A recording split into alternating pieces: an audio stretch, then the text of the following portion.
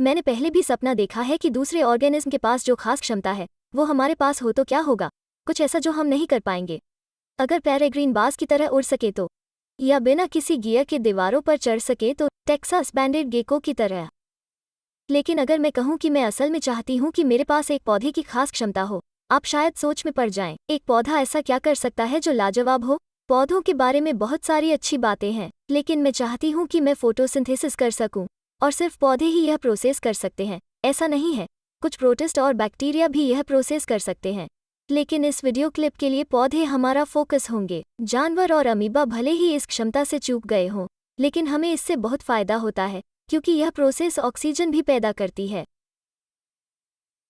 एक गैस जो हमें चाहिए। पौधे भी ऑक्सीजन बनाते हैं फूड वेब में। पौधों से हमें बहुत सारी दवाइयाँ और खाने की चीज़ें मिलती हैं। हमें पौधों की ज़रूरत है, इसलिए उस प्रोसेस को समझना बेहद ज़रूरी है जिसके तहत पौधे खुद का खाना बनाते हैं। इसलिए जब मैं कहती हूँ कि अपना खाना खुद बनाओ, मैं एक शुगर बनाने की बात कर रही हूँ जिसकी उन्हें ज़रूरत है, खास तौर पर ग्लूकोज। आपको ग्लूकोज की भी ज़रूरत होती है, लेकिन आपको यह खाने से मिल जाता है।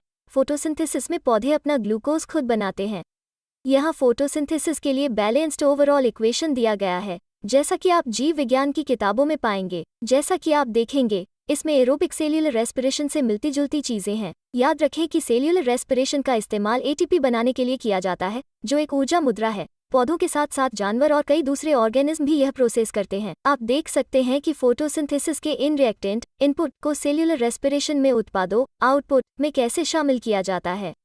और उत्पादों का मतलब यह नहीं है कि वे बस उलट गए हैं, यह देखना दिलचस्प है कि उनके पास क्या समान है।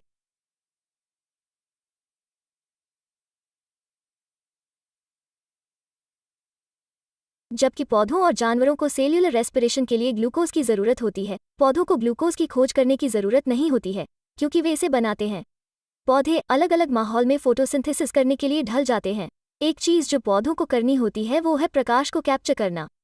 पौधे लाइट कैप्चरिंग पिगमेंट का इस्तेमाल करते हैं। दिखने वाले प्रकाश की वेवलेंथ अलग अलग होती है और उन अलग अलग वेवलेंथ के अलग अलग रंग होते हैं। अगर आपने पहले कभी प्रिज्म देखा है तो आप देख सकते हैं कि अलग अलग वेवलेंथ की वजह से प्रकाश को रंगों के इंद्रधनुष में कैसे अलग किया जा सकता है। तो एक पिगमेंट जो पौधे आमतौर पर प्रकाश को कैप्चर के लिए इस्तेमाल करते हैं वो क्लोरोफिल है। क्लोरोफिल लाल और नीले प्रकाश को अब्जॉर्ब करने में बहुत अच्छा काम करता है, लेकिन हरे को नहीं। क्लोरोफिल हरे प्रकाश को रिफ्लेक्ट करता है, इसलिए कई पौधे हमें हरे दिखाई देते हैं। क्लोरोफिल के अलावा पिगमेंट भी होते हैं जो प्रकाश की अलग अलग वेवलेंथ के साथ काम करते हैं और यह समझा सकता है कि हरा इकलौता ऐसा रंग क्यों नहीं है जो आप पौधों में देखते हैं। क्लोरोफिल एक पिगमेंट है जो पौधों की कोशिकाओं के क्लोरोप्लास्ट में पाया जाता है। क्लोरोप्लास्ट में दो बड़े रिएक्शन होते हैं जो एक साथ फोटोसिंथेसिस बनाते हैं। वे हैं प्रकाश पर निर्भर रिएक्शन और बिना प्रकाश वाले रिएक्शन। बिना प्रकाश वाले रिएक्शन को केल्विन साइकिल या यहाँ तक डार्क रिएक्शन भी कहा जा सकता है। दिलचस्प। हम इन दोनों के बारे में कम शब्दों में बात करने जा रहे हैं और कृपया याद रखें, हमारे ज़्यादातर वीडियो की तरह यह बहुत आम बात है। हमने वीडियो के विवरण में कुछ लिंक दिए हैं जिनसे इन चीज़ों के बारे में गहराई से जानकारी ली जा सकती है। थाइलाकोइड्स में प्रकाश पर निर्भर रिएक्शन होते हैं। क्लोरोप्लास्ट में छोटे कंपार्टमेंट होते हैं जिनमें पिगमेंट होते हैं। कलेक्टिव स्टैक को ग्रेनम और कई स्टैक को ग्रेना कहा जाता है। प्रकाश पर निर्भर रिएक्शन में प्रकाश कैप्चर किया जाता है और पानी, जो फोटोसिंथेसिस इक्वेशन में एक रिएक्टेंट है, स्प्लिट होता है। इसका मतलब है कि अगर आप पानी के लिए केमिकल फॉर्मूला के बारे में सोचते हैं जो कि H20 है, इसे स्प्लिट किया जाता है ताकि आपको इलेक्ट्रॉन, प्रोटॉन और ऑक्सीजन मिले। ऑक्सीजन भी प्रकाश पर निर्भर रिएक्शन का एक उत्पाद है। प्रकाश पर निर्भर रिएक्शन ATP और NADPH भी बनाते हैं, जो हम थोड़ी देर में पाएंगे। अगली प्रोसेस के लिए ATP और NADPH दोनों की ज़रूरत होगी। बिना प्रकाश वाले रिएक्शन, इसे केल्विन साइकिल या डार्क रिएक्शन के रूप में भी जाना जाता है। नाम थोड़ा अजीब है, जबकि हाँ, यह प्रोसेस सीधे प्रकाश को कैप्चर नहीं कर रही है, इसके लिए अंधेरे की भी ज़रूरत नहीं है। और फिर से इसे प्रकाश पर निर्भर रिएक्शन वाले आइटम जैसे कि ATP और NADPH की ज़रूरत होगी। क्लोरोप्लास्ट में अभी भी बिना प्रकाश वाले रिएक्शन होते हैं, लेकिन विशेष रूप से बिना प्रकाश वाले रिएक्शन स्ट्रोमा में होते हैं। स्ट्रोमा थाइलाकोइड्स के बाहर एक लिक्विड है। बिना प्रकाश वाले रिएक्शन या केल्विन साइकिल में कार्बन डाइऑक्साइड एंटर करती है। यह पो के माध्यम से लिया जाता है, जो अक्सर पत्तियों के तलों पर होते हैं, लेकिन हमेशा नहीं। इन पो को स्टोमेटा कहा जाता है। पौधों में अपने स्टोमेटा को खोलने और बंद करने की क्षमता होती है। कार्बन डाइऑक्साइड गैस स्टोमेटा में एंट्री करती है और स्थिर हो जाती है। फिक्स्ड से मेरा मतलब है कि एक मुख्य एंजाइम की अतिरिक्त मदद से इनऑर्गेनिक कार्बन डाइऑक्साइड को ज़्यादा कारगर ऑर्गेनिक रूप में बदल दिया जाता है। प्रकाश पर निर्भर रिएक्शन से एटीपी केल्विन साइकिल के लिए ऊर्जा मुद्रा के रूप में कार्य करेगी। NADPH जो प्रकाश पर निर्भर रिएक्शन से आया था, घटती हुई शक्ति देगा। इससे मेरा मतलब है कि यह इस प्रोसेस में ज़्यादा ऊर्जा वाले इलेक्ट्रॉन जोड़ने में मदद करता है। तो पाथ की एक बहुत ही कॉम्प्लेक्स सीरीज में फिक्स्ड कार्बन डाइऑक्साइड, ATP और NADPH का इस्तेमाल एक उत्पाद बनाने के लिए किया जाता है। आखिर में इसे ग्लूकोज में कन्वर्ट किया जा सकता है। शुगर। तो आइए एक नज़र डालते हैं इस इक्वेशन पर। आखिरी बार तो हमने ऐसे आइटम पर गोलाकार निशान लगाया है जो प्रकाश पर निर्भर रिएक्शन से जुड़े हैं, और अब दूसरे आइटम पर ध्यान दें। रिएक्टेंट साइड पर CO2 और उत्पाद साइड पर ग्लूकोज, ये केल्विन साइकिल से मिले थे।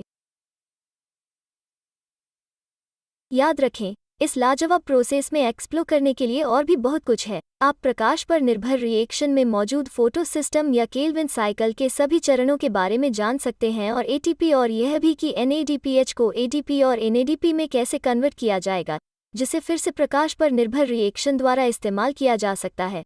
लेकिन इससे पहले कि हम अपने छोटे से वीडियो को ख़त्म करें, हम यह बताना चाहते हैं कि पौधों में ढलने की लाजवाब क्षमता होती, जिससे उन्हें अलग अलग माहौल में अच्छी तरह फोटोसिंथेसिस की प्रोसेस करने में मदद मिलती है।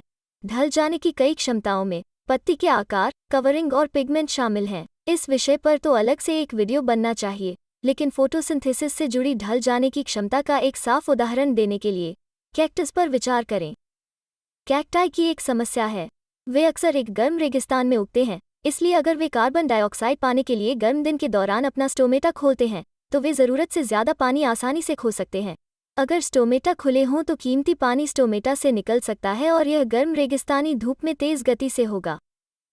लेकिन कैक्टाई और कुछ अन्य पौधे भी CAM फोटोसिंथेसिस नाम की प्रोसेस कर सकते हैं। CAM फोटोसिंथेसिस में पौधे रात में अपना स्टोमेटा खोल सकते हैं जब यह इतना गर्म नहीं होता है, और वे कार्बन डाइऑक्साइड को कैप्चर सकते हैं और इसे केमिकली स्टोर कर सकते हैं। फिर वे अगले दिन इस कार्बन डाइऑक्साइड का इस्तेमाल कर सकते हैं जब सूरज चमक रहा हो और उनका स्टोमेटा बंद होगा, जिससे वे दिन की गर्मी में अपना स्टोमेटा खोलने से बच सकें। अमीबा सिस्टर्स के लिए बस इतना ही, और आपको याद दिलाते चले कि आपको यूं ही जिज्ञासु बने रहना चाहिए।